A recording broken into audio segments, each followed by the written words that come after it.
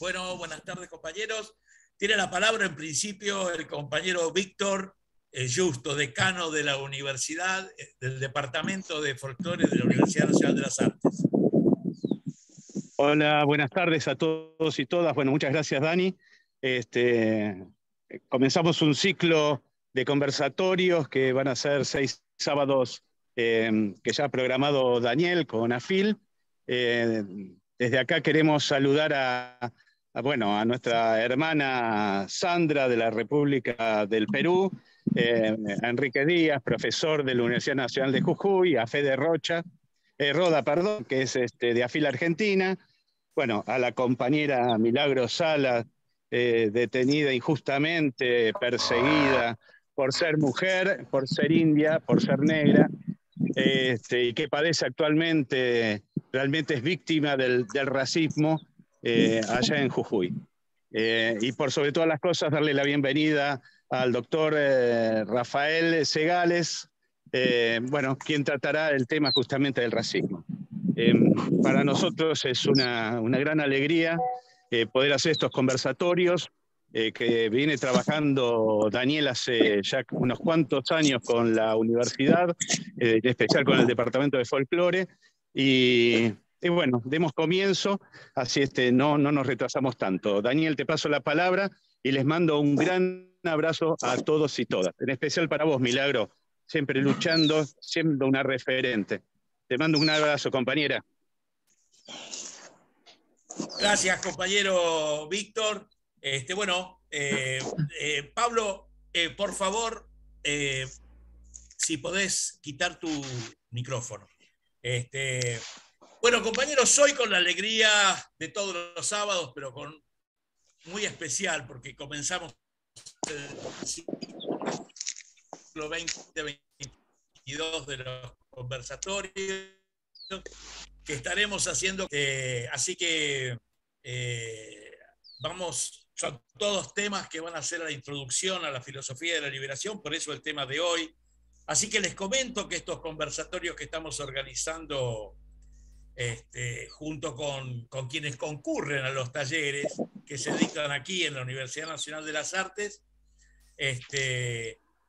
comenzamos hoy con un invitado de lujo que va a presentar la compañera Sandra Zarela Carorupay Jara, de la hermana República del Perú. Sandra, tu palabra.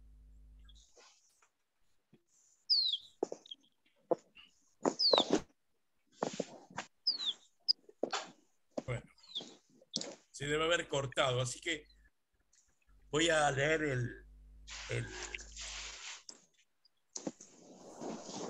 Ahí está, Dani, pero está muteada. Ahí está. Buenas tardes con todos. El maestro Rafael Bautista Segales es escritor y pensador boliviano. Estudió música, literatura y filosofía. Ha sido finalista en el Premio Nacional de Poesía Yolanda Bedregal 2003, también en el Premio Nacional de Cuento Bartolomé Ardanz y Orsua del Festival Internacional de Cultura 2004. El 2006 es seleccionado para la muestra de poesía boliviana contemporánea realizada en la Feria Internacional del Libro de Santa Cruz. Ese mismo año es galardonado en el 6º Encuentro Nacional de Filosofía y Humanidades realizado en Cochabamba. Ha publicado 19 libros, entre los cuales se destacan Pensar Bolivia del Estado colonial al Estado del 2009 al 2012. ¿Qué significa el Estado plurinacional? El año 2010. Hacia una construcción del sentido significativo del vivir bien, el 2010, hacia una fundamentación del pensamiento crítico, el 2011, la descolonización de la política, 2014, reflexiones descoloniales, el 2014, del mito del desarrollo al horizonte del vivir bien, 2018. El tablero del siglo XXI, geopolítica descolonial de un orden global post-occidental 2019. El ángel de la historia, genealogía, ejecución y derrota del golpe de Estado 2018-2020-21. Fue profesor invitado en la Escuela Antiimperialista, la Escuela de Gestión Pública Plurinacional EGPP y en la Universidad Indígena Boliviana Tupac Katari. Forma parte del Consejo Editorial de Bolivian Studio Journal de la Universidad de Pittsburgh, Estados Unidos.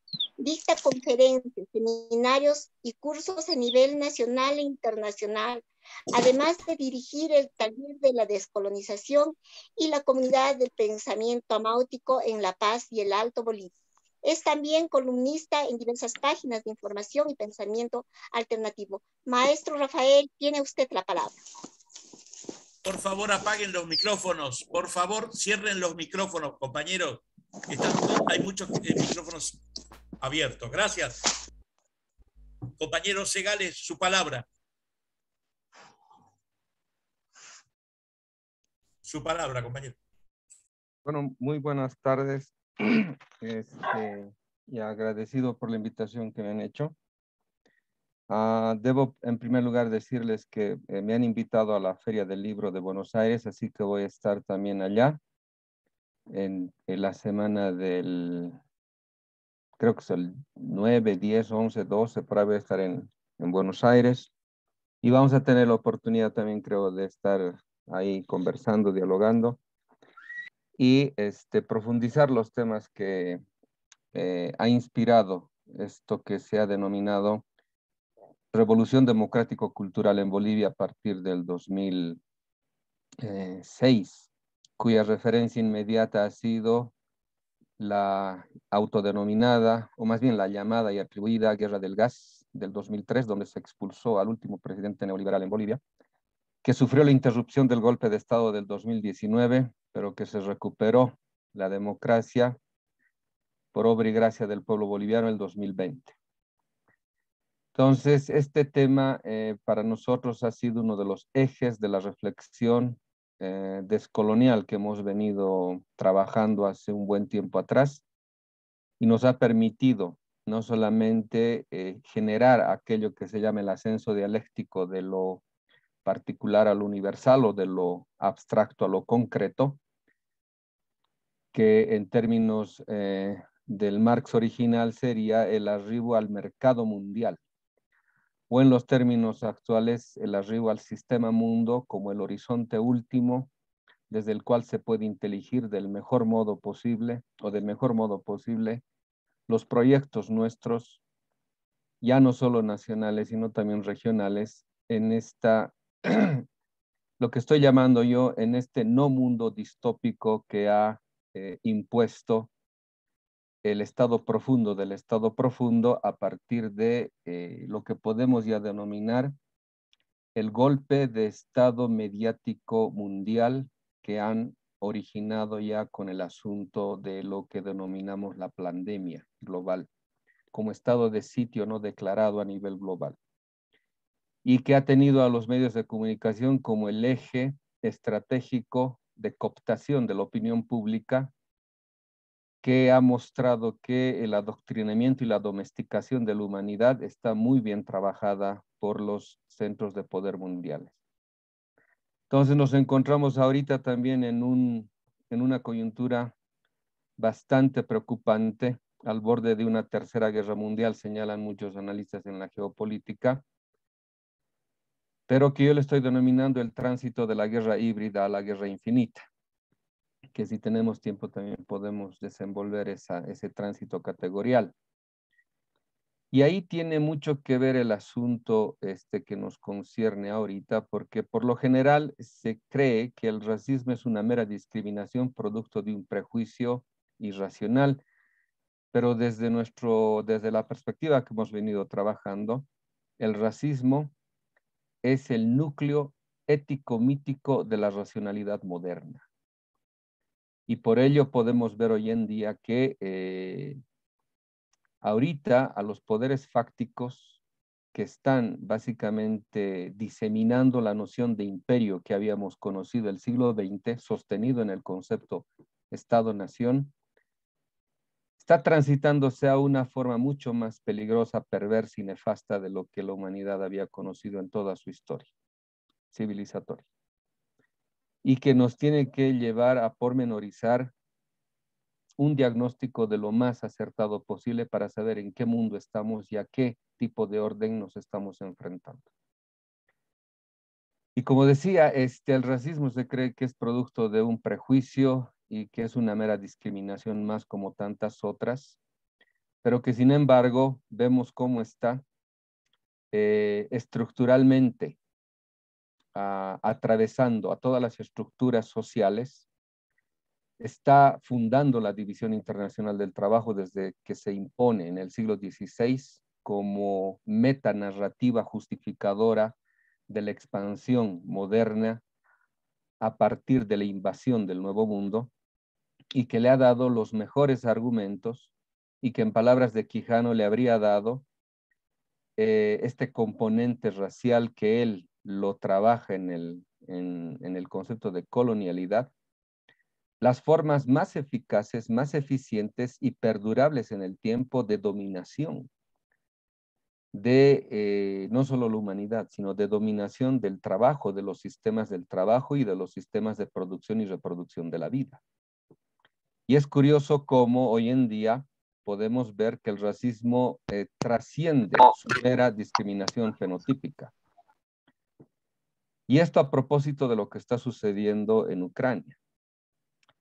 El golpe mediático mundial ha puesto en evidencia que al primer mundo ya no le interesa ni siquiera la opinión pública del resto del mundo. Le basta ahorita con cooptar la opinión pública de Europa y Estados Unidos. Y con eso se basta para justificar todas sus injerencias, todas sus políticas de expansionismo exponencial que está llevando al mundo a una serie, o a un entuerto que prácticamente está minando incluso las propias posibilidades de sobrevivencia del área de influencia inmediata de Estados Unidos, que es Europa. O sea, el dólar está sacrificando al euro mediante una metanarrativa que está evidenciando que el racismo no es una simple discriminación fenotípica, sino incluso, acabo por ejemplo de ver declaraciones de una emérita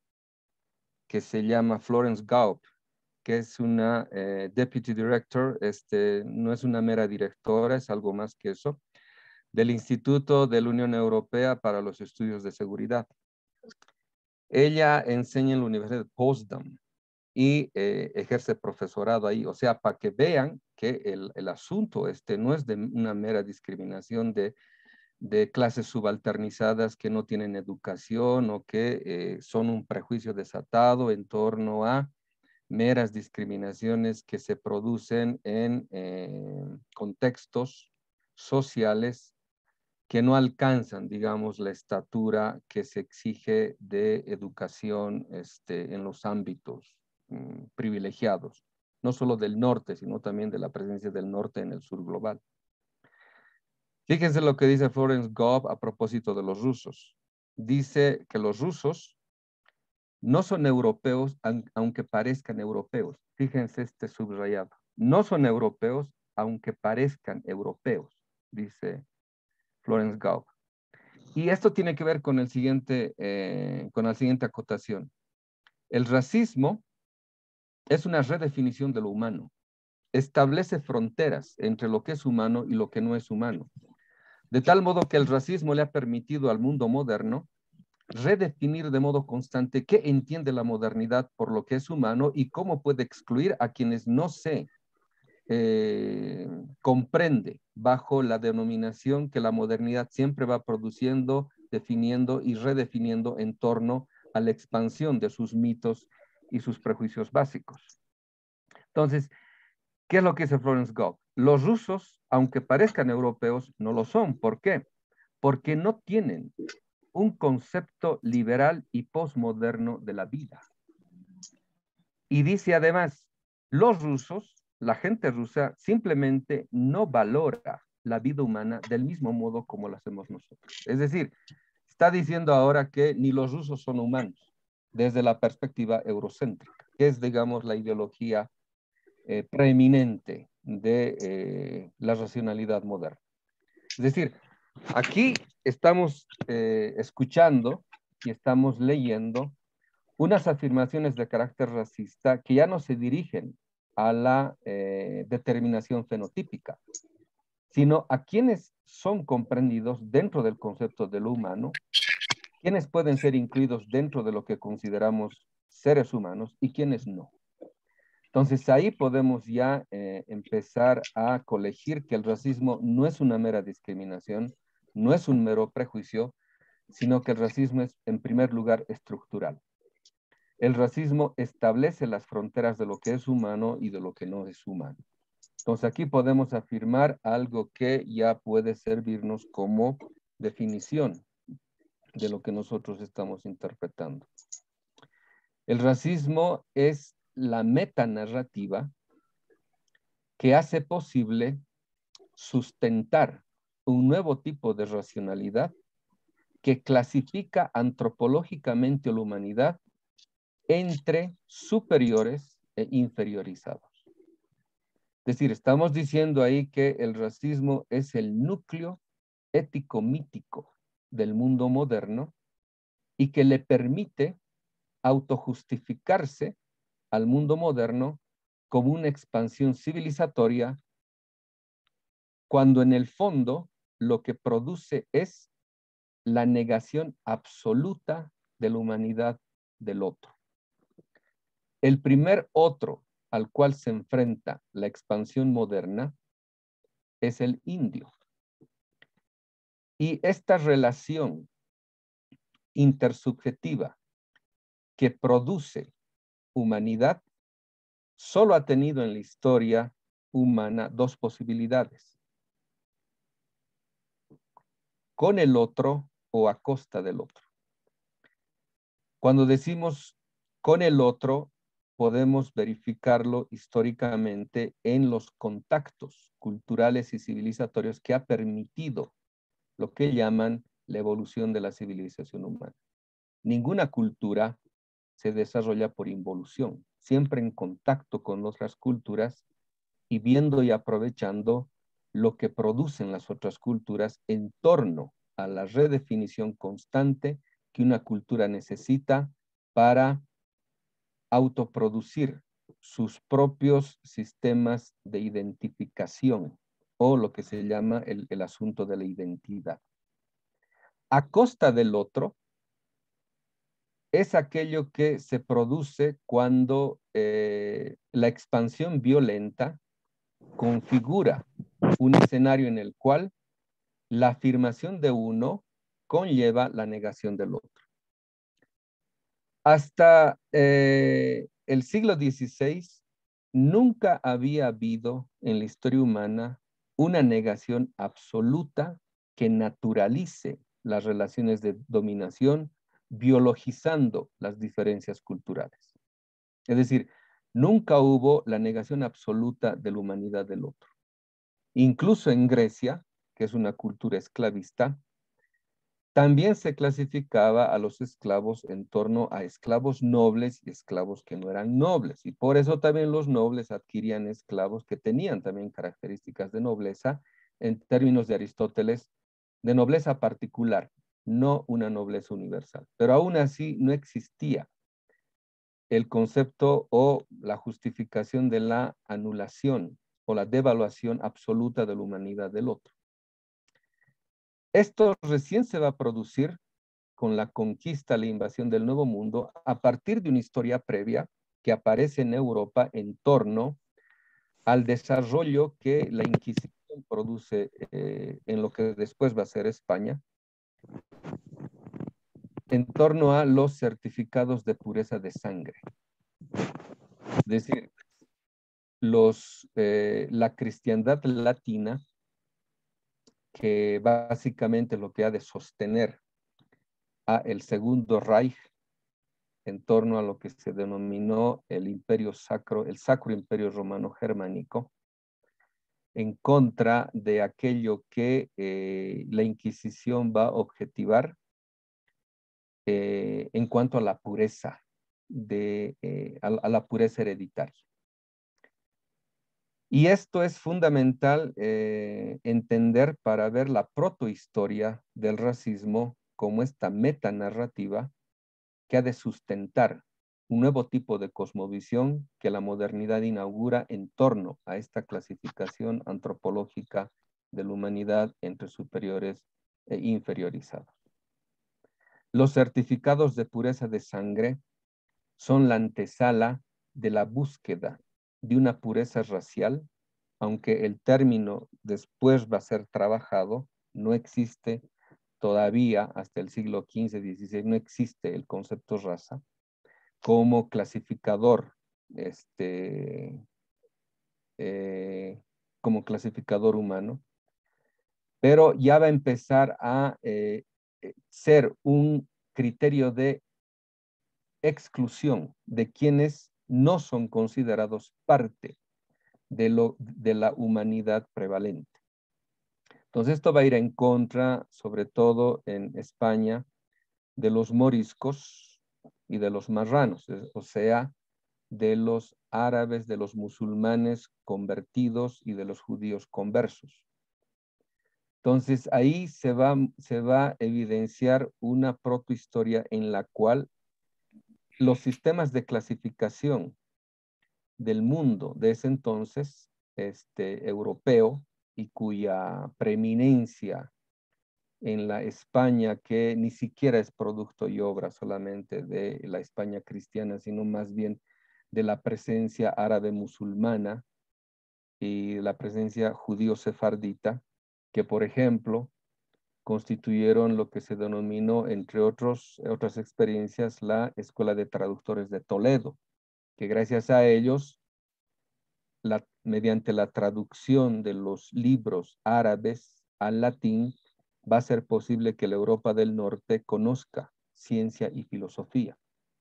Alexander Coira en eso, por ejemplo, es bastante ilustrativo cuando en su librito de Historia del Pensamiento Científico señala que los árabes no solo fueron mediadores del saber clásico en Europa, sino fueron maestros y educadores, y que no podría existir ni ciencia ni filosofía en Europa si no fuera por la presencia de los árabes y los judíos.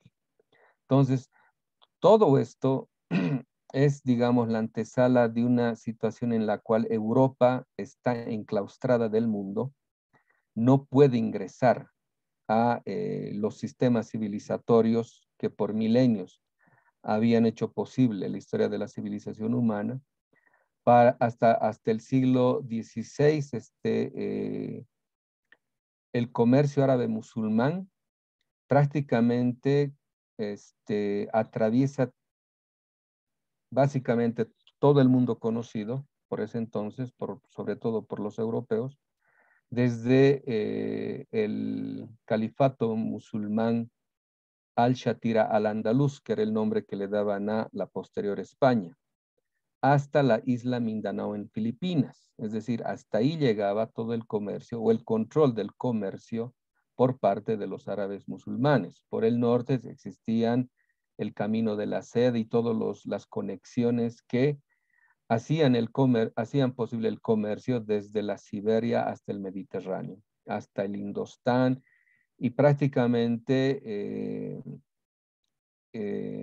conectaban al mundo antiguo y hacían posible lo que conocíamos como avances civilizatorios hasta ese entonces.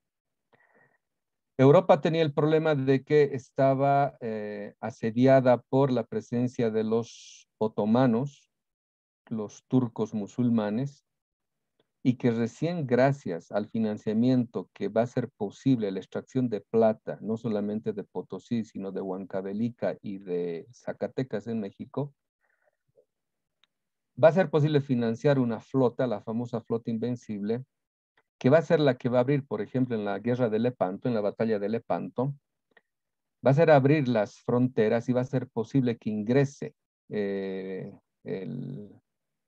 vamos a decirlo así, el comercio europeo naciente hacia el centro del mundo de aquel entonces, que siempre fue el Oriente por milenios.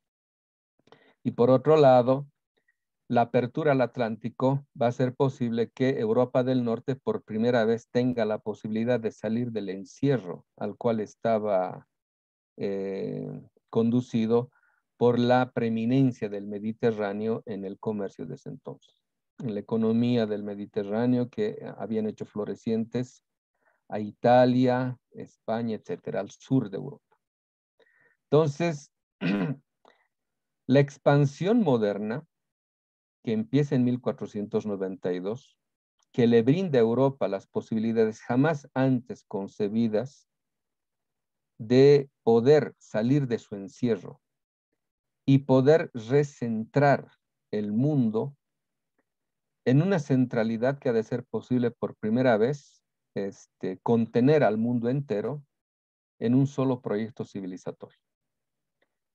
Esto va a ser el Atlántico, y el Atlántico se va a constituir desde ese entonces en el centro del mundo, bajo la égida y el desarrollo de todas las posibilidades económico, militar, político, científico, tecnológico, filosófico de Europa. O sea, Europa que desde los griegos, pasando por los romanos, era lo más despreciable del mundo de ese entonces, de pronto va a tener las condiciones de proponerse una irradiación nunca antes concebida, pero que ha de ser posible por el financiamiento que ha de producir la conquista y la invasión del Nuevo Mundo. Entonces ahí encontramos las condiciones, vamos a decirlo así, existenciales de la posibilidad de que Europa trascienda sus condiciones particulares y pueda por primera vez proponerse un proyecto universal. Ahora, Europa no tiene la historia que tienen las civilizaciones milenarias como la China, la hindú, incluso como las nuestras, que también son civilizaciones milenarias. O sea, no tienen el peso histórico de un pasado que es básicamente el horizonte hasta epistemático que hace posible la ciencia, la filosofía en estos contextos civilizatorios. En ese sentido se puede decir que Europa como categoría geopolítica y ontológica, por eso también queremos siempre subrayar esto, que cuando criticamos a Europa no estamos criticando un concepto geográfico o a los europeos, sino estamos criticando a Europa como una categoría geopolítica y ontológica. Entonces, para que Europa aparezca como categoría ontológica y después geopolítica, tiene que redefinir Europa la visión que tiene de sí misma. Por eso también podemos decir lo siguiente: en 1492, quienes realmente se descubren son los europeos. Se descubren con la posibilidad nunca antes soñada de poder controlar y desarrollar un proyecto de dominación a nivel mundial, o sea, de poder controlar el mundo. Esto que era en la cristiandad latina, bajo esta lógica de inversión del cristianismo como justificadora de el renacimiento de una Roma imperial, pero ahora bajo la égida de la evangelización, le ha de permitir a Europa, como imperio sacro imperio romano germánico, como cristiandad, la posibilidad de sostener un proyecto en torno a una justificación de carácter trascendental. Y esto también hay que señalarlo. El ser humano, porque es un ser racional, necesita siempre de argumentos y para justificar sus pretensiones necesita de un criterio trascendental sobre las apuestas humanas. Entonces, en ese sentido, el proyecto de evangelización, de convertir a la humanidad a la fe verdadera, entre comillas también eso, le ha de permitir a Europa, como proyecto geopolítico, como categoría ontológica, a descubrirse a sí misma con la posibilidad de llevar a cabo aquello que como cristiandad se proponía, pero de modo regional. Es decir, Europa no podía, más allá de sus fronteras geográficas, poder pensar una trascendencia más allá de aquello. Pero con la invasión del Nuevo Mundo, con la aparición en la subjetividad del europeo de un continente como 10 veces más grande que la Europa conocida, le ha de permitir por primera vez exponerse a sí misma la posibilidad de una irradiación nunca antes prevista, pero que el dominio del Nuevo Mundo ha de ser empíricamente pensable y luego posible aquello.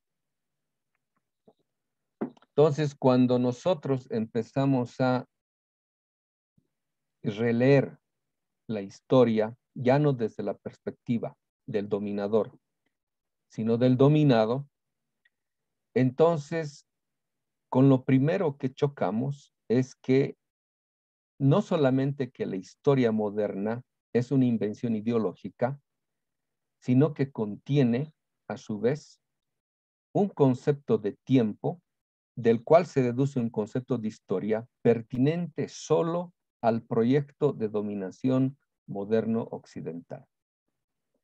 Por eso también decimos, de modo descolonizador, no se trata solo de contar la historia de los vencidos. Tenemos que cambiar el concepto de historia que la modernidad ha impuesto.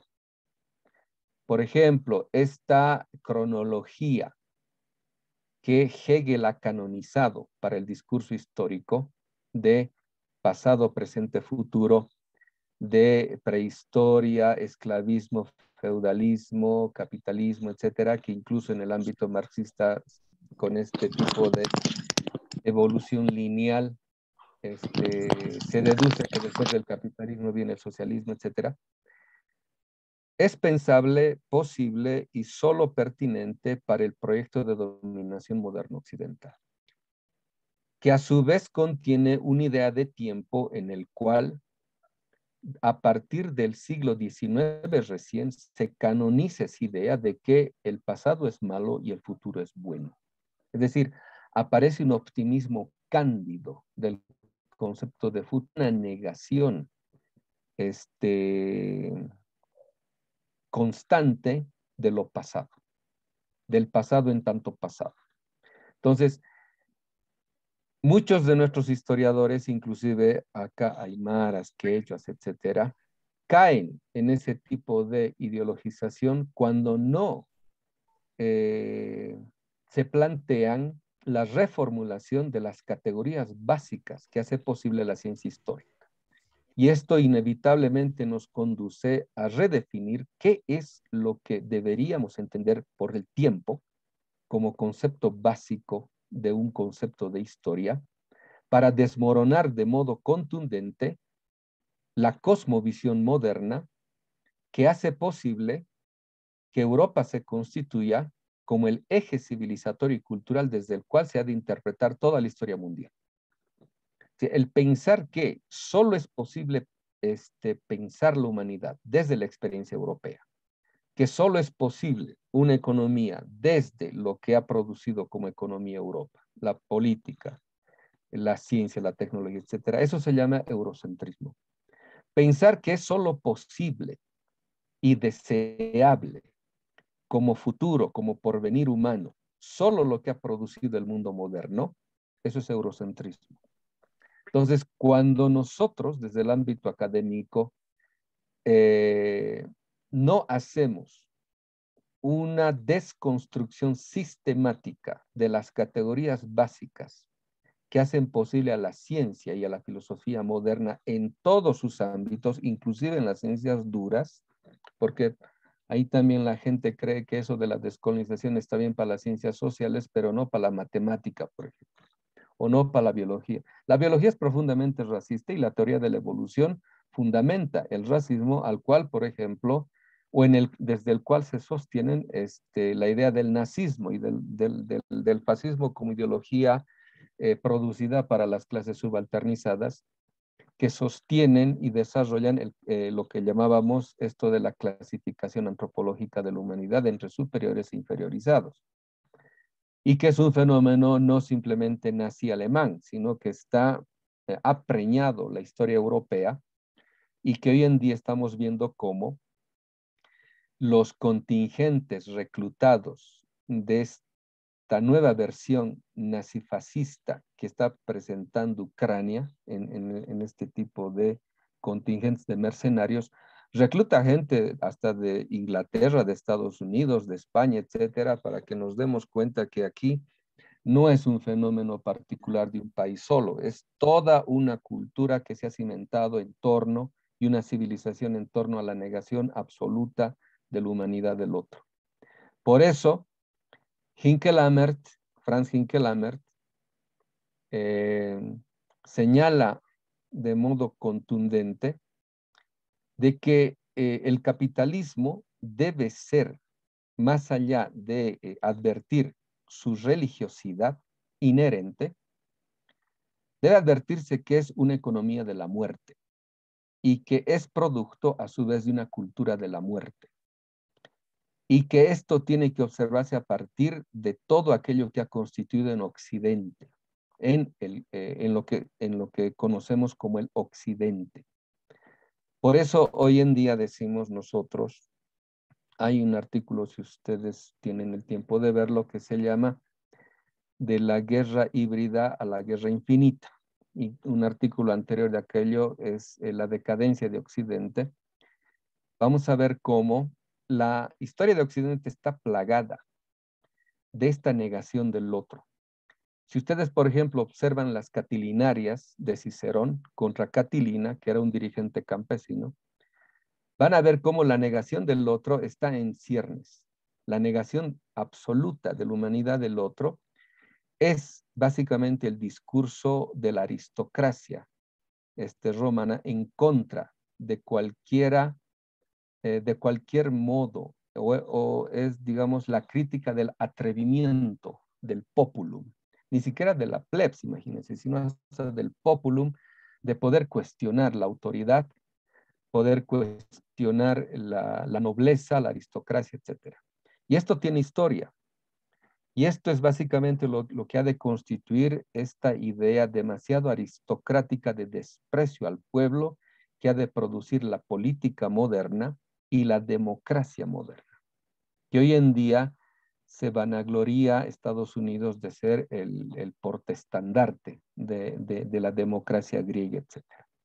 Entonces, ahí, si se dan cuenta, esto nos abre un sinnúmero de temas que desde la perspectiva de la descolonización que manejamos, necesitan, por lo menos,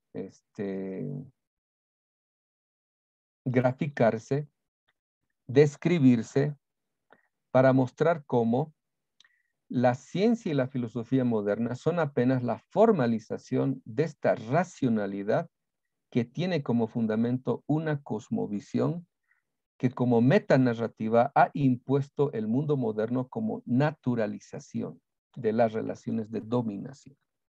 Entonces, cuando decimos el racismo es este núcleo ético mítico de la cosmovisión moderna que le permite a la modernidad autoafirmarse, autojustificarse en tanto proyecto civilizatorio, cuando a su vez está ocultando el mito sacrificial que consiste en la negación absoluta de la humanidad del otro.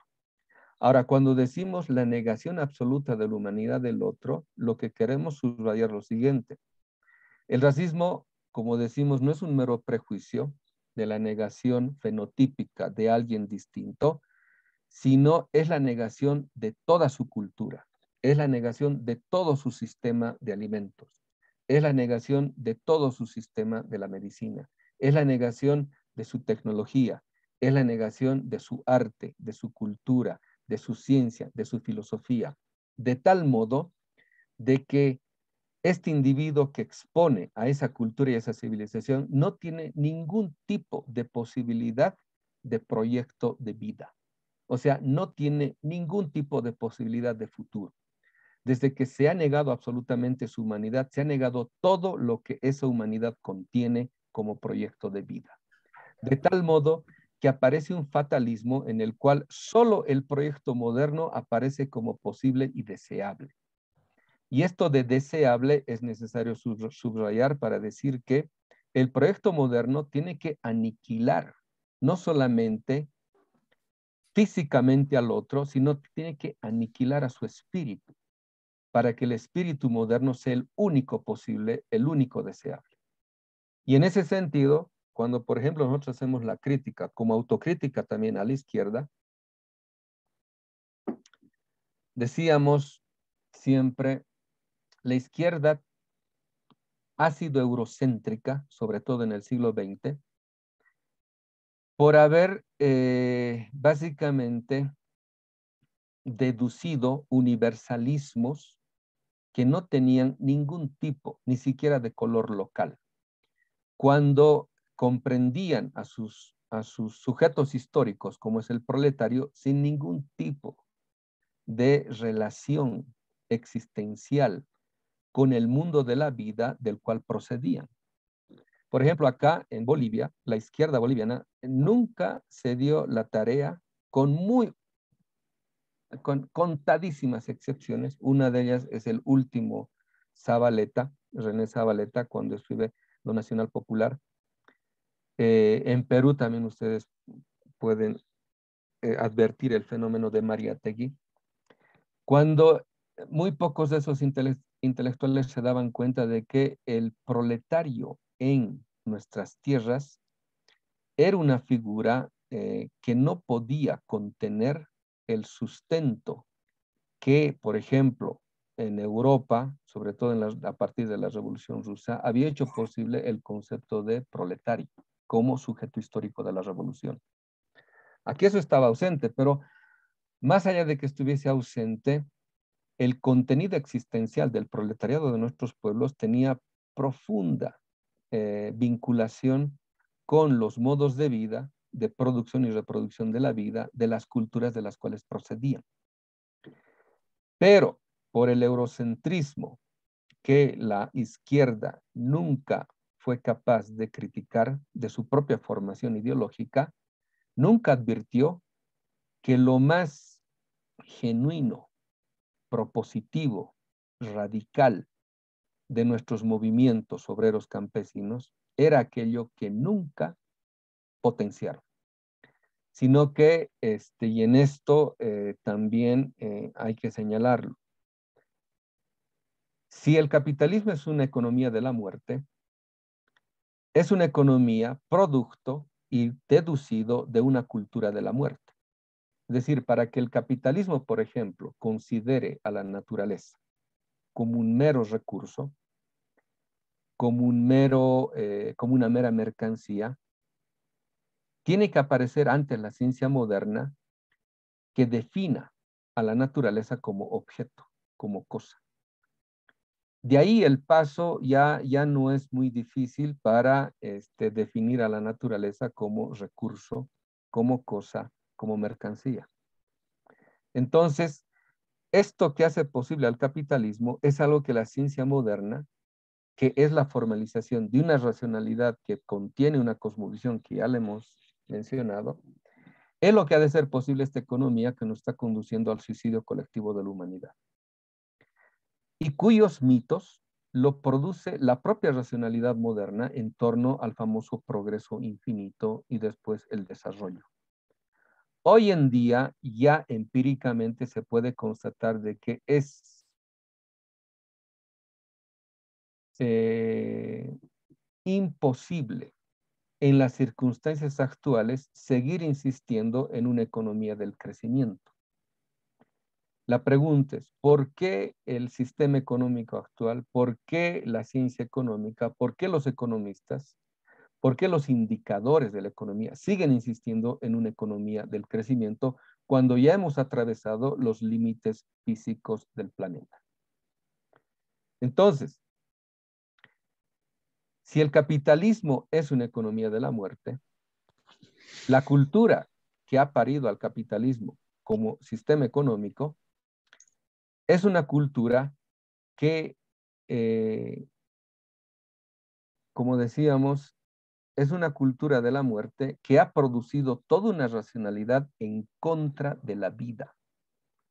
Y por eso también otra cuestión que trabajamos acá es redefinir el concepto de vida ya no como un producto de la razón divorciada de la vida, sino como un criterio trascendental que le permita a la razón un criterio que ya no le produzca ese divorcio de la vida. Y para eso, por ejemplo, estamos hablando de la cultura de la vida, estamos hablando de la economía de la vida, la política para la vida, etcétera, etcétera. Entonces, otra cuestión que nos abre esta reflexión en torno al racismo como el núcleo ético mítico del mundo moderno es una argumentación que se va a ir sofisticando mediante la ciencia y después de la filosofía a partir de un criterio jurídico que también tiene su contenido teológico, que ha de ser posible esta negación absoluta de la humanidad del otro, en este caso del indio, después del afro, etcétera, en torno a esta clasificación antropológica que decíamos entre superiores e inferiorizados. Ahora, ¿cómo se produce esto? Y para eso también un poquito de historia. Cuando, por ejemplo, algunas veces siempre citábamos las discusiones entre Bartolomé de las Casas y Ginés de Sepúlveda, sobre todo estas discusiones en Valladolid, del 1550, hay un argumento que va a ser el argumento básico que ha de desarrollar la modernidad temprana y que hasta el tiempo de Hegel va a ser el argumento fundacional, el argumento fundamentativo que va a estar detrás, por debajo y sustentando esta expansión del proyecto moderno en tanto superioridad.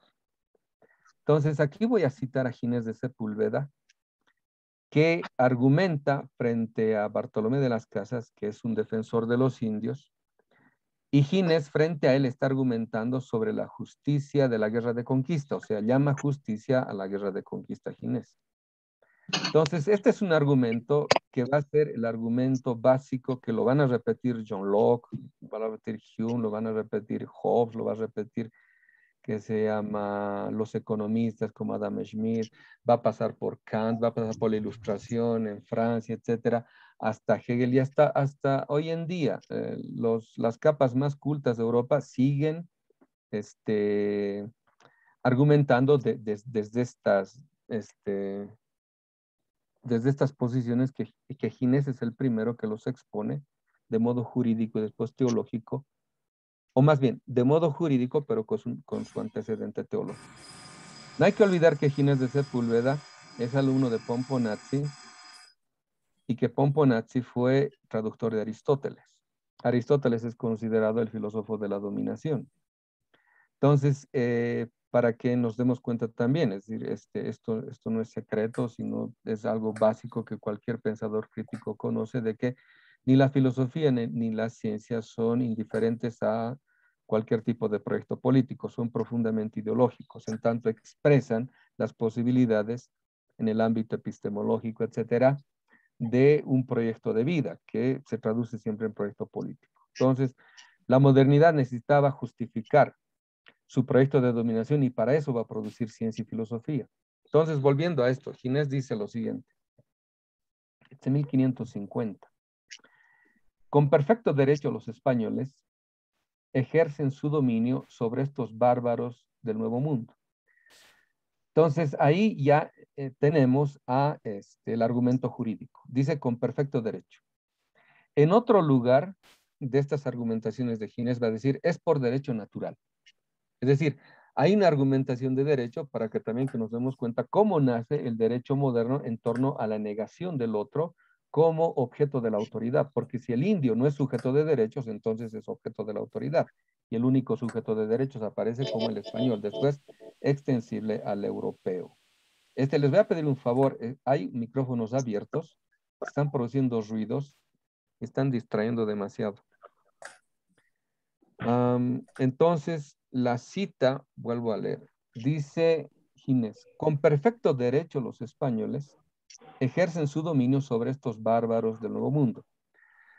Ahora, Ginés, para calificar de bárbaros a los habitantes del Nuevo Mundo, utiliza ya algo que la burguesía naciente está empezando a definir como caracterología de lo que debe considerarse humano. Es decir, lo que se ha de denominar la propiedad privada. Ginés dice en uno de sus argumentos que los indios no tienen propiedad privada, no conocen propiedad privada. Por lo tanto, esto le hace decir a Ginés que los indios del Nuevo Mundo no son gente, no son seres humanos porque no conocen la propiedad privada. Entonces, ahí también uno se puede dar cuenta de que Ginés está partiendo de un concepto de humanidad que está naciendo en la Europa burguesa y que eso Ginés cree que es atribuible a toda la humanidad. O sea, Ginés cree que eso no es atribuible solamente a un concepto particular de humanidad, sino que es un concepto universal de humanidad. Y quienes no cumplen con aquello no son considerados seres humanos. Es decir, lo mismo que leí que dice esta señora Florence Goff, que ya les dije que no es cualquier personaje, es una directora del Instituto de Estudios de Seguridad de la Unión Europea, que ejerce profesorado en Universidad de Potsdam. Porque ella también dice, no, los rusos, aunque parezcan europeos, no son europeos porque no tienen un concepto liberal y posmoderno de la vida. Es decir, quienes no se acercan al concepto que nosotros hemos autodefinido de lo que es humanidad, no entra dentro de lo que consideramos ser humano. Entonces, volvemos a Ginés. Para que ustedes vean, este argumento de Ginés se lo sigue manejando, más sofisticado, más formalizado, pero en el fondo es el mismo. Otra vuelta leemos: con perfecto derecho los españoles ejercen su dominio sobre estos bárbaros del Nuevo Mundo, los cuales, dice, en prudencia, ingenio y todo género de virtudes y humanos sentimientos son tan inferiores a los españoles. O sea, ahí ya ha calificado como inferiores a todos los sentimientos, las virtudes, los ingenios que podrían tener los indios. Entonces, y este es, digamos, el argumento tautológico. Para definir lo que es el otro, me baso simplemente en la autodefinición que hago de mí mismo. Esto es lo que decíamos, esta producción de subjetividad en contra del otro, a costa del otro, no con el otro. Entonces dice: en prudencia, ingenio y todo género de virtudes y humanos sentimientos son tan inferiores a los españoles como los niños a los adultos, las mujeres a los varones. Aquí ya encontramos los tres tipos de dominación que ha de justificar el proyecto moderno. En tanto, pedagogía de la dominación, los niños son el objeto, el adulto es el sujeto, o sea, el profesor, por eso se les llama alumnos, o sea, gente sin luz, y que como tabula rasa uno tiene que inscribir los valores, los sentimientos, las virtudes modernas para que estos educados sean, o para que estos educandos sean educados en la cosmovisión moderna para que sean considerados seres humanos. La dominación de género, ¿no? Las mujeres les deben obediencia a los varones, los niños les deben obediencia a los adultos. Y dice y sigue diciendo de los indios como gentes crueles e inhumanos. Dice, exageradamente intemperantes, finalmente estoy por decir, cuanto los monos a los hombres. Es decir, aquí está el argumento que después va a ser el argumento básico y fundamentativo de lo que ha de ser posible a la biología moderna y a la teoría de la evolución, ya con Charles Darwin, etcétera, pero cuyo acento más radical lo ha de presentar las teorías eugenésicas, ¿no? Que vienen de Jean-Baptiste Lamarck y compañía. Entonces, Esto nos permite a nosotros advertir que el argumento básico presentado por Ginés de Sepúlveda en contra de Bartolomé de las Casas ya en 1550 es lo que ha de contener todo aquello que se ha de ir formalizando en torno a la justificación de la expansión moderna como proyecto civilizatorio en contra de la humanidad constituida en objeto de esa dominación. Entonces, por eso que se puede decir lo siguiente: el racismo, como esta clasificación antropológica de la humanidad, tiene como objetivo hacer desaparecer a la víctima como víctima y hacerla aparecer como inferior. Esto, por ejemplo, es una operación fenomenológica, porque bien sabemos, ¿no? La fenomenología consiste en hacer visible lo que no aparece visible ante los ojos, hacerlo visible por medio de la razón. Entonces, cuando este ejercicio de razón, que se llama racionalidad, es la argumentación de un proyecto de dominación, esta racionalidad tiene que proponerse invisibilizar la injusticia que estoy provocando con esta lógica de la inversión.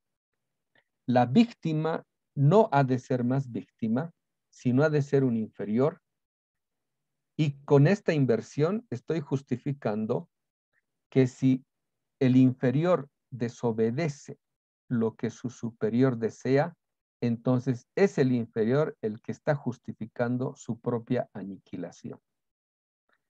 Esto quiere decir lo que, por ejemplo, decía George Bush hijo cuando invaden Irak, o cuando invaden Afganistán con el asunto de las Torres Gemelas. La lucha del bien contra el mal. Este maniqueísmo también tiene historia y parte del dualismo antropológico que lo inaugura el neoplatonismo, sobre todo con Plotino en Alejandría, siglo II después de Cristo, etc. Siglo II antes de Cristo. Este dualismo entre alma y cuerpo es lo que también está permeando a toda la historia occidental y que va a ser posible no solamente las ideas aristocráticas de la política y la democracia, sino también de la negación de la humanidad en torno a esta otra lógica de la inversión que la produce este matrimonio espurio entre cristianismo e imperio, que básicamente se consolida en el Concilio de Nicea en el 325 con Constantino. Es decir, el cristianismo se imperializa y el imperio se cristianiza. Este es, digamos, el nuevo empuje que ha de recibir lo que decíamos el proyecto imperial romano, que estaba en decadencia, y mediante este nuevo proyecto, este nuevo impulso civilizatorio de la evangelización, para abrazar la fe verdadera, etcétera, es lo que ha de dar sustento a la renovación del proyecto imperial en cuanto a dominación exponencial. Y esto también es algo que hoy en día tenemos que subrayar para darnos cuenta de qué tipo de hegemonía expansionista estamos presenciando con la guerra Rusia-Ucrania. O sea, no se trata de lo que algunos están denominando una guerra en torno a la expansión comercial. No es solamente eso. Si ustedes se dan cuenta, el gran pecado de Rusia es el pretender ejercer soberanía ante un imperio que ya no le conviene y no puede permitirse ya sustentar estados soberanos.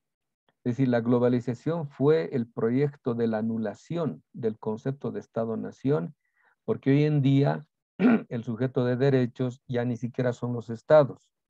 Por eso, no solamente estamos regresando al patrón Bretton Woods sobre la cuestión del oro, sino también estamos regresando a el contexto de los tratados de Westfalia del siglo XVII, cuando se acuña el concepto de Estado-Nación. Eso ya ha muerto. Incluso el propio Zbigniew Brzezinski ya lo detallaba en los 70, cuando decía que los Estados-Nación van a desaparecer. Y ese hueco que van a dejar en la política mundial los estados lo van a tener las transnacionales. Ahora las transnacionales han dado lugar a un poder mucho más siniestro, que es el poder financiero, los grandes fondos de inversión, que incluso están sacrificando ya no solamente la presencia existencial de Europa o Estados Unidos, sino también que la propia pervivencia de la humanidad, y eso lo estamos viendo con el episodio de la cuarentena, la pandemia global, etc. Entonces, el argumento de Ginés de Sepúlveda también nos sirve para advertir que hoy en día, con estas nuevas ideologías del transhumanismo, de este nuevo paradigma postindustrial, la robótica, la inteligencia artificial está conduciendo a una nueva y necesaria redefinición del racismo hoy en día, ya no en torno simplemente a la devaluación absoluta de la humanidad, del diferente, sino de la humanidad en general. Han abierto micrófonos, por favor, si pueden cerrarlos. Disculpen. Esto nos debería permitir a nosotros también advertir que los propósitos implícitos que el racismo se ha propuesto como esta metanarrativa de negación absoluta de la humanidad y del otro, ahora está alcanzando a la negación absoluta de la propia humanidad. Porque estamos incluso viendo y escuchando declaraciones de los nuevos estrategas que están hablando ya de una situación en la cual se puede prescindir ya de la humanidad.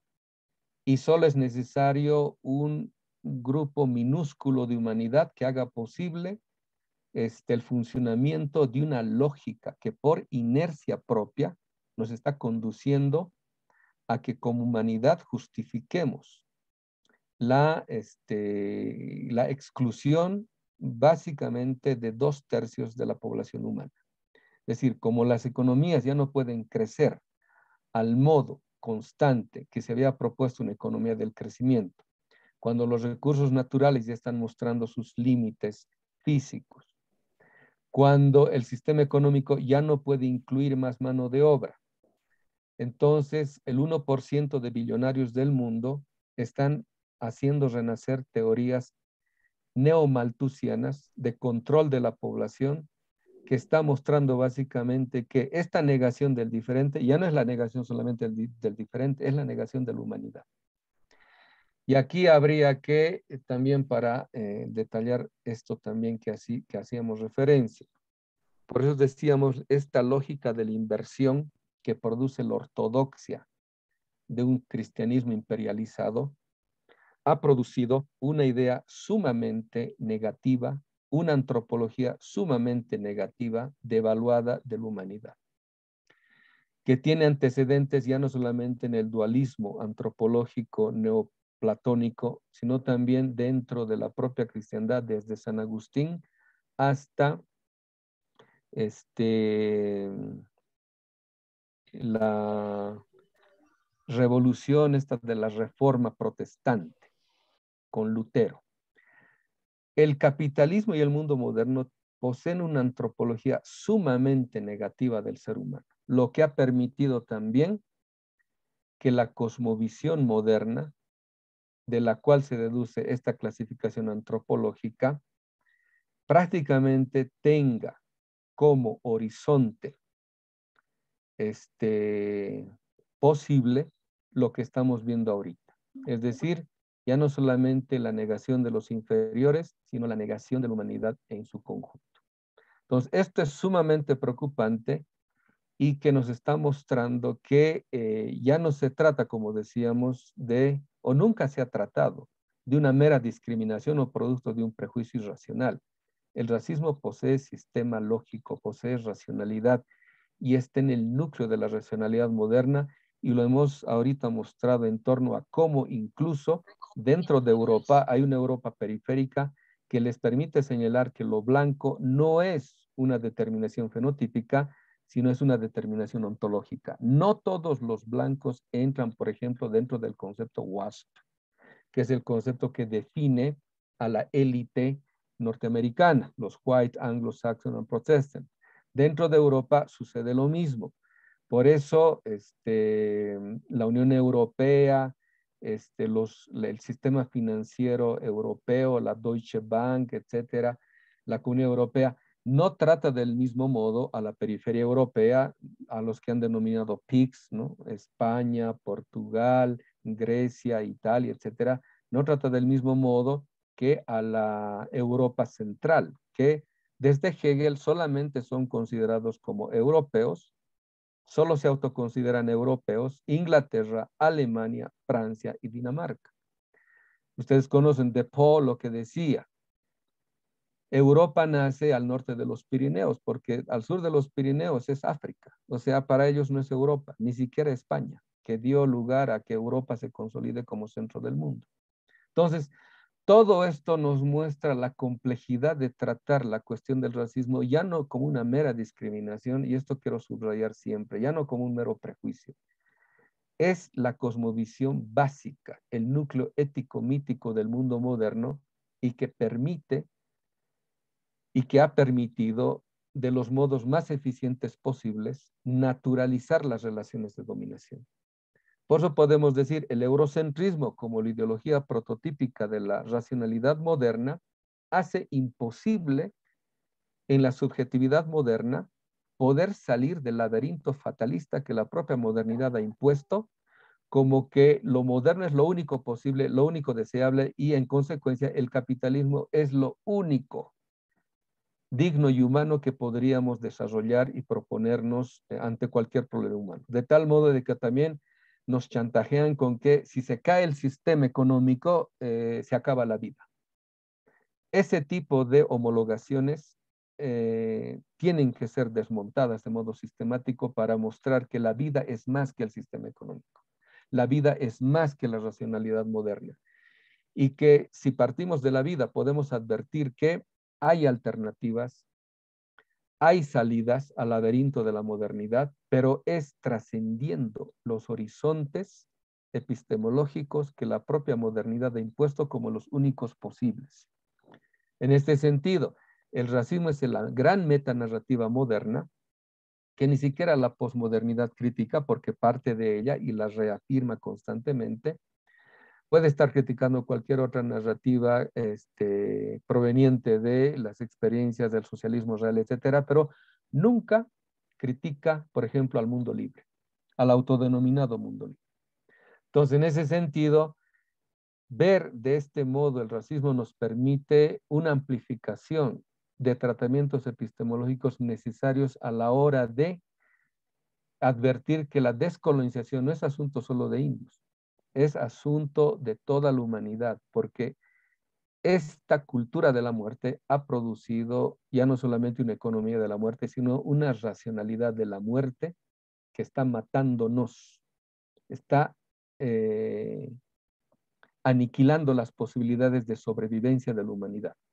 Solo está afirmando la sobrevivencia del dólar, del sistema económico, de los poderes fácticos a costa de la humanidad, a costa de la vida, a costa del planeta. Por eso, desestimar este tipo de descripciones del racismo como prejuicios de los subalternos, etcétera, no nos sirve ya de nada.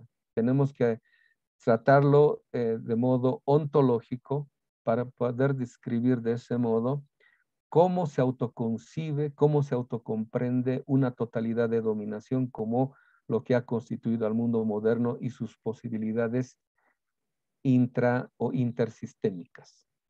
Entonces, para ir cerrando esto, si se dan cuenta, siempre decimos, ¿no? Apenas tocamos la introducción del asunto, porque esto nos lleva a un sinnúmero de programas de investigación que nos abre una complejización del asunto. Y hoy día es necesario hacer aquello para no caer dentro de las narrativas imperiales moderno-occidentales que prácticamente nos cierran los caminos hasta reflexivos en torno a lo que está pasando ahorita como la posible Tercera Guerra Mundial, que nosotros ya lo hemos sufrido. Nosotros que vivimos en Sudamérica, en Latinoamérica, hemos sufrido la Guerra Fría como guerra caliente. Hemos sufrido el mundo unipolar como un fatalismo al cual se condenaron nuestros pueblos y que hoy en día siguen mostrándonos cómo estamos tan presos, ya no solamente por razones económico-políticas, sino hasta intelectuales, teóricas, científico-filosóficas, que es necesario trascender ese tipo de paredes, murallas, que no nos permiten advertir lo que está más allá de lo que la totalidad nos muestra como único posible. Y es curioso cómo estamos hablando ahora de esta preocupante situación a nivel global, mostrándonos que estamos como estos transportadores de petróleo. Ustedes se fijan los buques de petróleo que transportan petróleo en alta mar. Tienen particiones para que la agitación dentro del barco no conduzca al hundimiento de este. La globalización nos ha llevado a ese asunto. Lo que pasa en algún lado irremediablemente repercute en el mundo entero. Entonces estamos viendo cómo estamos al borde de una crisis de carácter ya no solamente financiero, sino energético, económico, alimentario, hídrico, en todos los ámbitos de la vida humana se presenta esta situación como sumamente crítica y que desde nuestros pueblos tenemos ahora la tarea de poder mostrarle a la humanidad que otro mundo es posible. Pero ese otro mundo no solo posible, sino más necesario que nunca, es el mundo que nos han legado como referencia histórica, la insurgencia de las revueltas campesinas en la historia política de nuestros pueblos. Hoy en día es innegable la presencia india, la presencia indígena en los movimientos emancipatorios, ya no solamente en Latinoamérica. Desde el 94, con la insurgencia zapatista, hasta el lenguaje de la izquierda se ha renovado gracias a la insurgencia de los movimientos campesinos. Es hora de que empecemos a tomarlos en serio y desde ellos evidenciar que este otro mundo que tanto soñamos, un mundo más digno, más justo, solo ha de ser posible, ahora incluyendo, no solamente en lo político, sino también ahora en la reflexión científica y filosófica, los horizontes que nos han legado estos pueblos, no como pasado, sino como presente actual. Siguen vivos, y como siguen vivos su cultura, sus horizontes nunca contemplados, sus futuros no acontecidos. Por eso también los porvenires no cumplidos siguen siendo presentes como tareas que podemos ahora llevar a cabo para mostrarle al mundo que es posible salir del laberinto de la modernidad. Entonces, esto es lo que siempre destacamos. Esto es una introducción del asunto y siempre nos quedamos con esa sensación de que apenas hemos mostrado la introducción de esto, pero que espero que les sirva y nos sirva a todos para que de aquí en adelante podamos un poco amplificar nuestra visión, nuestro horizonte de expectativas, de referencias epistemáticas para que trascendamos también lo que el mundo nos ha condenado a advertir como única posibilidad, que sería el mundo moderno, occidental, capitalista, etc. Bueno, aquí me quedaría y supongo que habrá algunas preguntas y podemos conversar un momento. Muchas gracias por su atención. Al contrario, Muchas gracias a usted, maestro. a Gracias. usted, Muchísimas maestro. gracias. Hay algunas cuantas preguntas, maestro, y bueno, ya las van a estar haciendo los compañeros. Sí, antes que nada, maestro, queríamos saber más o menos con cuánto tiempo contaba como para ir coordinando bien lo que son las preguntas y respuestas y para que también no nos pasemos de tiempo. Una media horita más tengo. Buenísimo, entonces. Bueno, pasamos entonces a algunas preguntas que estuvieron haciendo durante la disertación del doctor Segales. Y la primera de ellas es del compañero Juan Pablo Morales, que pregunta ¿cuándo nace o emerge el racismo y por qué?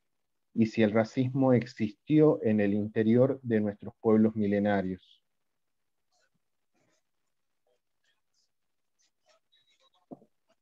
Bueno, ya habíamos señalado, perdón, una producción y creación exclusivamente moderna. Es decir, antes del mundo moderno no existe esta devaluación absoluta de la humanidad del otro que naturaliza las relaciones de dominación. Para que el racismo exista, tiene que ser estructural, tiene que producir institucionalidad. De lo contrario, si el racismo no produce institucionalidad, es una mera, como dice Ramón Grossfogel, es un mero prejuicio. Tiene que ser instituido, tiene que conformar base y estructura de del propio sistema de vida para que sea un clasificador. Por ejemplo, el racismo está por debajo de la División Internacional del Trabajo. Por eso también existe tercer mundo y primer mundo. El propio diseño geopolítico centro-periferia contiene al racismo como fundamento de esa clasificación. En el centro advertimos que está lo humano y en la periferia lo que está por debajo del humano. Por lo tanto, el tercer mundo aparece ahí como reservorio de los recursos que necesita el desarrollo de la humanidad del centro. Por eso también se dice el centro es el ámbito donde se constituye el ser. En cambio, lo periférico es el ámbito del no ser. Es decir, ese diseño geopolítico presupone un diseño ontológico y ese diseño ontológico presupone una clasificación antropológica. Y esto solo se produce en el mundo moderno, por también decimos, no hay como algunos postmodernos dicen, ¿no? Muchas modernidades, hay una sola modernidad, que es la expansión de la dominación europeo moderno occidental, del cual es un apéndice el proyecto norteamericano. Entonces, ahí simplemente reafirmar lo que habíamos dicho ya, ¿no? O sea, el racismo es exclusivamente o parte de la experiencia de dominación moderna occidental. En otros mundos de la vida de haber discriminación ha habido, pero nunca en los términos en los cuales se lo plantea el racismo como este clasificador antropológico. Buenísimo. Bueno, ahora para las siguientes preguntas, voy a otorgarle el micrófono libre a la compañera Sandra Zarela. Sandra, adelante. Gracias, compañero. Maestro Rafael, ¿cómo explica usted? La pregunta es de Patricio Busca Guamán, desde Cusco. ¿Cómo explica usted el racismo y el clasismo, lucha de clases? ¿El racismo y el imperialismo capitalista?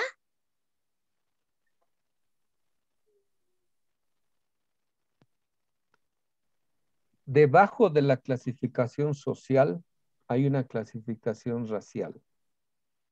Es decir, lo que ha dado sustento, eficacia y eficiencia a la clasificación social, porque antes, por ejemplo, en la alta Edad Media, había el conjunto de estamentos que no podrían ser homologados a la posterior clasificación social que produce el capitalismo.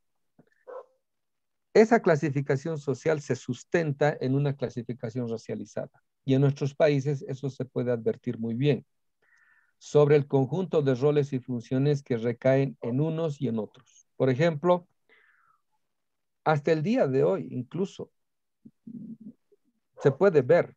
Ustedes también en Perú, nosotros en Bolivia advertimos cómo cuánto cuesta a un indígena aspirar al ascenso social, que no es el mismo, si ustedes quieren, esfuerzo que le costaría a alguien que ya está comprendido dentro de una idiosincrasia que le permite, por medio de la famosa meritocracia, aspirar a alcanzar puestos de realce social. Es decir, aquí uno tiene que hacer ingresar el componente de la racialización dentro del componente o dentro de la clasificación social, para advertir que la clasificación social sin racialización presupuesta no funcionaría tan eficientemente como funciona. Es por eso que en nuestros países lo que ha hecho estable y eficiente y perdurable en el tiempo, el que los indios solo cumplan funciones de pongueaje, de servilismo, de servicios básicos, etcétera, de trabajos domésticos, etcétera, es esta clasificación racializada, que naturaliza en la propia idiosincrasia social el hecho de que un indio no puede ser algo más que un carpintero, un albañil o una trabajadora del hogar, etcétera. Entonces, detrás de esa clasificación social hay una clasificación racial que es básicamente el sustento que hace posible eficiente esa clasificación social.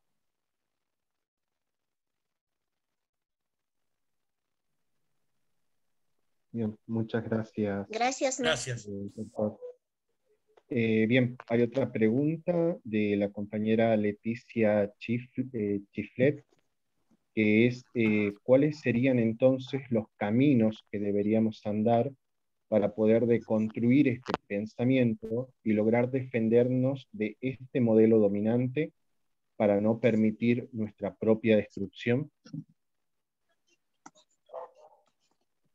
Pues es una pregunta gruesa. Sí.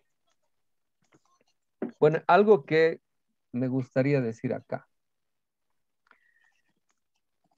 Nuestra formación académica que hemos tenido, todos los que hemos tenido acceso a universidad, ha deformado incluso nuestras posibilidades de poder trascender la narrativa hegemónica. En el sentido de que, por ejemplo, mucha gente cree que basta con leerse a Dussel, a Hinkelhammer para empezar a hablar de otro tipo de economía, racionalidad, etc. O que la descolonización básicamente se la consigue haciendo un seminario, un curso de descolonización, etc. Es decir, se cree que el cambio es teórico. Se cree que hay que cambiar de conceptos y categorías y ahí acaba el asunto. No es así. Los conceptos, y esto muy bien decía Hugo Semmelmann, el epistemólogo chileno, se olvida que los conceptos son en inicio o en principio formas de vida, que se formalizan y se abstraen de tal modo que aparecen como si fuesen indiferentes a cualquier tiempo y espacio. Pero no es así. Todo concepto y toda categoría que se usa dentro del ejercicio intelectual son en principio formas de vida, contienen esas formas de vida. Para decirlo en términos cuánticos, son frecuencias de energía que producen determinado tipo de consecuencias. Si uno no es consciente de esto, no realiza en sí algo que es fundamental a la hora de tematizar lo que es la descolonización. No se trata de cambiar conceptos, se trata de cambiar de forma de vida. Porque si los conceptos son la formalización de una forma de vida, para que yo pueda producir nuevos conceptos, tengo que tener experiencia de otra forma de vida. Y en esto volvemos a algo que es básico y fundamental en todo ejercicio intelectual. La razón solo puede producir conceptos de aquello que ha vivido, de aquello que ha experimentado. Si yo no tengo experiencia, por ejemplo, de lo que es producir comunidad, yo nunca voy a saber lo que es una comunidad, aunque me lea 10,000 libros que me digan qué es comunidad. Primero tengo que yo tener experiencia y vivencia de aquello que voy a materializar como concepto, como categoría. Por eso cuando hablamos de hacer el trabajo categorial del concepto, decimos, tenemos que vaciarle los contenidos implícitos que tienen los conceptos para dotarle de nuevos contenidos que tengan realidad y experiencia en nosotros mismos para que podamos manifestar en ello otra forma de vida. Cuando, por ejemplo, acá la gente nos dice, ¿qué es vivir bien? ¿Por qué no me dices qué consiste aquello? La cuestión no es que le definas, la cuestión es que le muestres que hay la imposibilidad de seguir esta forma de vida para que el que nos escucha tenga la predisposición para buscar por él mismo otra forma de vida. Entonces, la descolonización por eso siempre tiene un acento crítico negativo del desmontaje de los conceptos y las categorías eurocéntricas para mostrar sus niveles de desconexión con la vida, con lo que hace posible la producción y la reproducción de la vida, para constituirse en una racionalidad de la muerte, para que uno mismo se dé cuenta de la necesidad de transitar a otra forma de vida que se materialice en nuevos conceptos, nuevas categorías que nos permitan un nuevo marco teórico, ya no como una explicación dada de la realidad, sino como un proceso genético de la constitución y la producción de un nuevo conocimiento. O sea, por eso insistimos siempre, la descolonización no es cuestión de leerse libritos. La descolonización es cuestión de cambiar de forma de vida. Y cuando uno atraviesa ese tipo de experiencia, que no es cualquier experiencia, ¿no? Llamamos experiencia al pasaje de la conciencia a la autoconciencia. Cuando nosotros alcanzamos el nivel de la autoconciencia de poder definir qué somos en última instancia, qué habíamos negado de lo que somos y qué es aquello que deberíamos de proponernos como un nuevo proyecto basado en estos horizontes de expectativas que siempre fueron despreciados por el proyecto moderno, es que recién nos podemos dar cuenta de que es necesario desmontar sistemáticamente el conocimiento que ha producido el mundo moderno para hacer inviable nuestros propios horizontes culturales civilizatorios como nuevo horizonte de expectativas más allá del mundo moderno del capitalismo. Eso podría decir. Creo que me perdí, no sé, espero que haya respondido.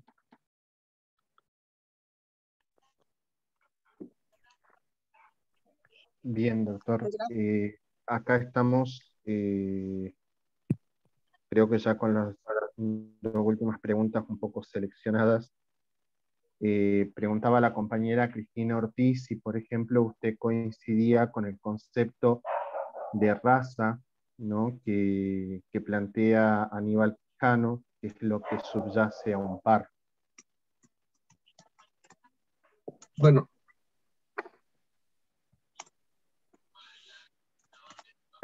de Quijano, pero la hemos desarrollado, ¿no? Porque en Quijano todavía se encuentra una descripción del concepto de raza en los términos más clásicos, ¿no? de tipo de negación que estamos diciendo, pero todavía no existe en Quijano el concepto de la clasificación antropológica y esta naturalización de las relaciones de dominación. En el último libro que hemos escrito, esto también voy a presentar por si acaso en Buenos Aires, este es del Ángel de la Historia, este librito,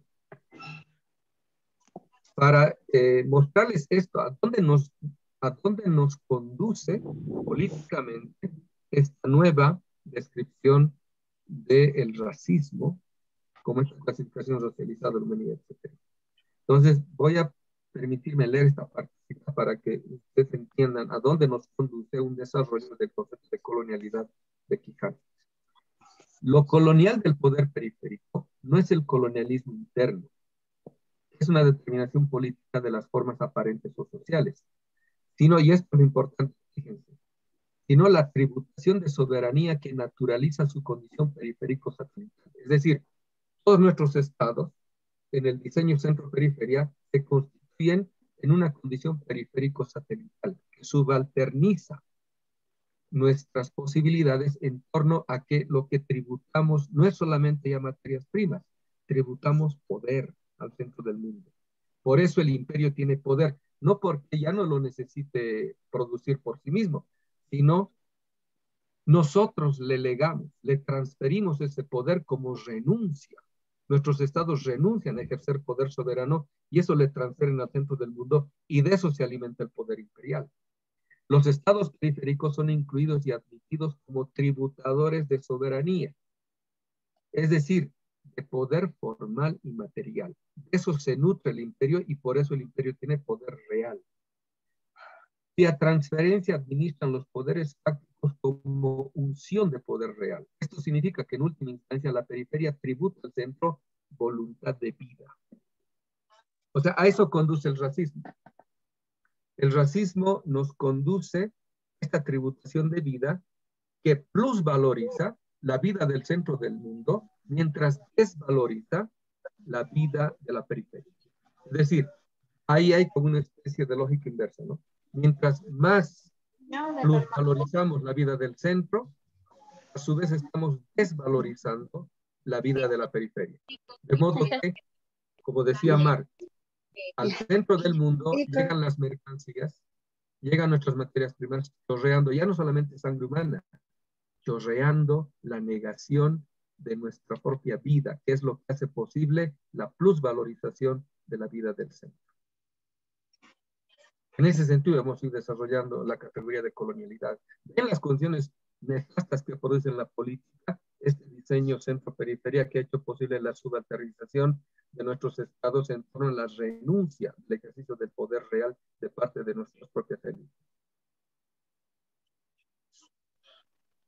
Bien, muchas gracias. Muchas gracias, doctor.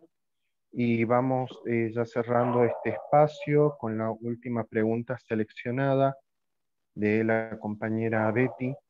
Dice que su pregunta va más hacia el nivel de las posiciones políticas de las izquierdas y que en un sentido les están haciendo daño a la reconstrucción de los movimientos decoloniales.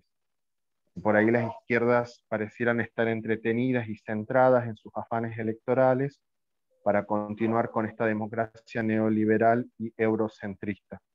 Y la pregunta que hacía la compañera era sobre qué opina sobre una posibilidad de desarrollar la lucha ontológica dentro de estas izquierdas.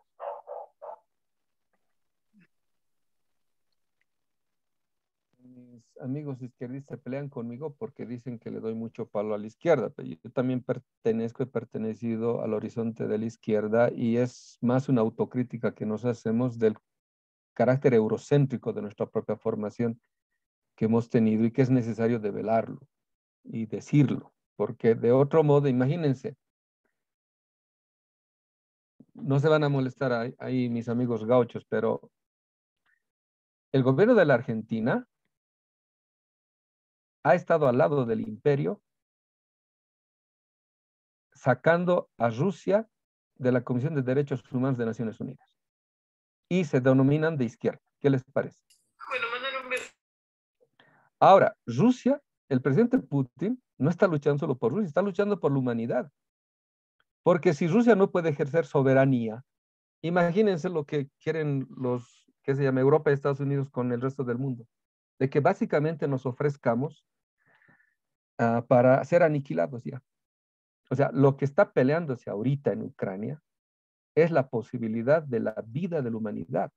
Y es lo que muchos izquierdistas no entienden. O sea, los izquierdistas también, sobre todo europeos, fíjense cuántos izquierdistas europeos hay, han creído el cuento de la narrativa imperial y creen que Rusia está produciendo lo que llaman una invasión. No, lo que está haciendo Rusia es básicamente reponer el equilibrio estratégico, que es un asunto básico en la convivencia entre dos superpotencias. Si no tenemos equilibrio estratégico, nos vamos a la guerra. Y ese equilibrio estratégico para Rusia consiste en que Ucrania no sea parte de la OTAN. Y ahorita Finlandia, Suecia y también quieren que sea parte de la OTAN. O sea, la OTAN quiere básicamente, no quiere, sino siempre ha desmentido y desdecidose en sus compromisos adquiridos cuando nace la OTAN y el Pacto de Varsovia. Es decir, la OTAN no tenía por qué haberse expandido hacia Europa Oriental. Y eso la OTAN está produciendo para básicamente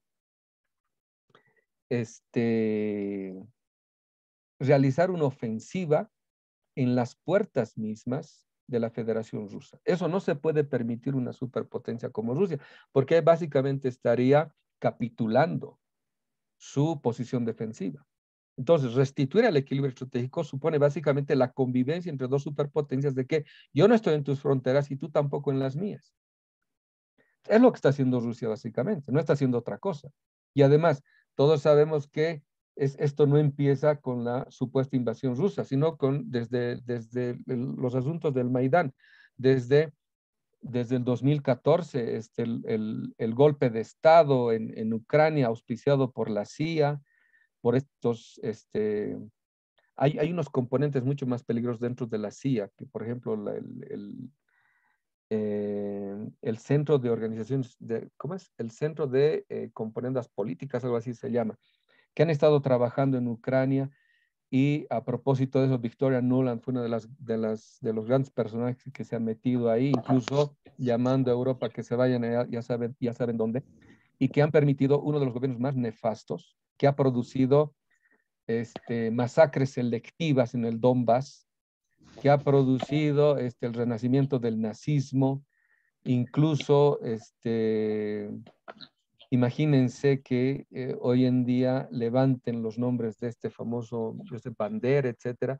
O sea, criminales mercenarios y que han hecho posible que el ejército ucraniano se nutra de mercenarios provenientes de diversas partes del mundo que están produciendo masacres que no lo muestran los medios de comunicación europeos, norteamericanos, pero que estamos sabiendo por la comunicación alternativa que está develando esto que está produciendo el ejército ucraniano bajo el auspicio de los gringos, la OTAN, etcétera, y que lo único que va a lograr es la desarticulación de la Unión Europea y las posibilidades de sobrevivencia de la Unión Europea con el negocio del gas que ahora le están imponiendo los gringos para que les compren a ellos el gas de esquisto, etcétera, para que no tengan modo de comerciar si no es bajo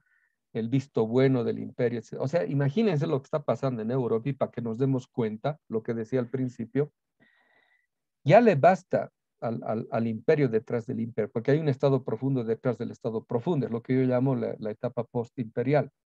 Le basta cooptar la opinión pública de Europa y Estados Unidos. El resto del mundo le importa un reverendo pepino a esta nueva ofensiva imperial. Es decir, no le importa lo que nosotros sepamos.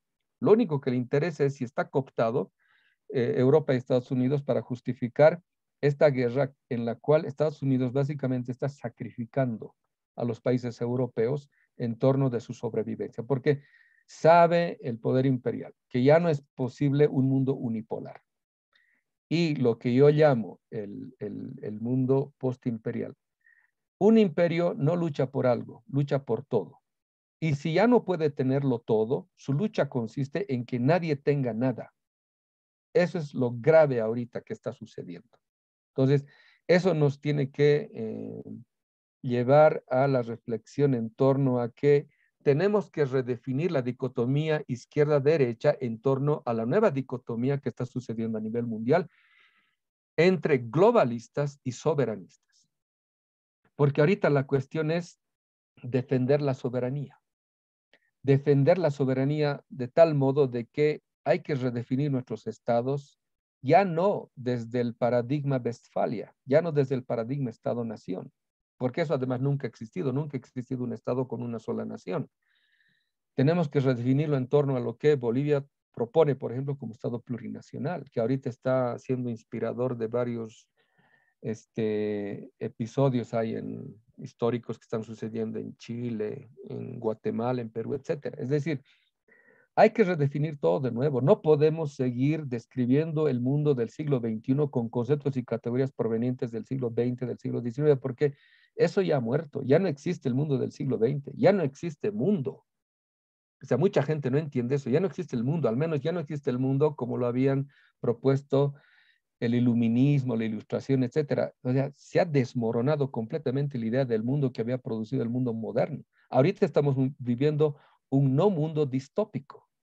O sea, ahorita se quedan muy cortas las novelas estas de Orwell del 1984, etcétera, o del Mundo Feliz de Huxley. Eso se queda corto con lo que estamos viviendo. Ahorita, por ejemplo, están diciendo este tipo de gentes como Harari, que dice que la nueva economía ya no tiene que ver nada con la producción de alimentos. La nueva economía va a ser la reingeniería de los estados mentales, de la biología, de nuestra propia constitución corporal, etcétera. O sea, ya están viendo la robotización del ser humano.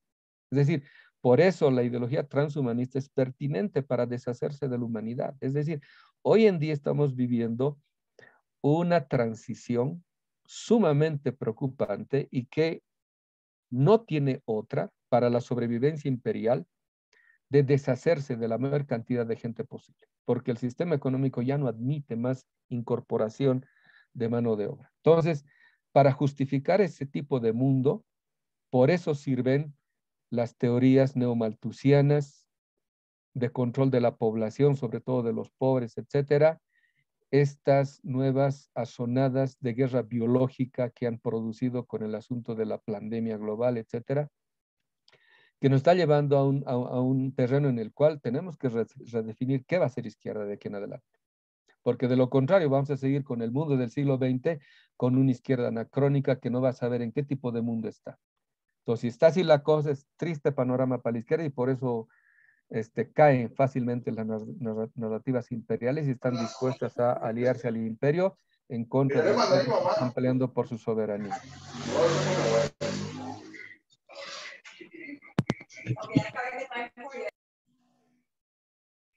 Bien, muchas gracias, doctor. Bueno, sabemos que estos son temas verdaderamente muy amplios, ¿no?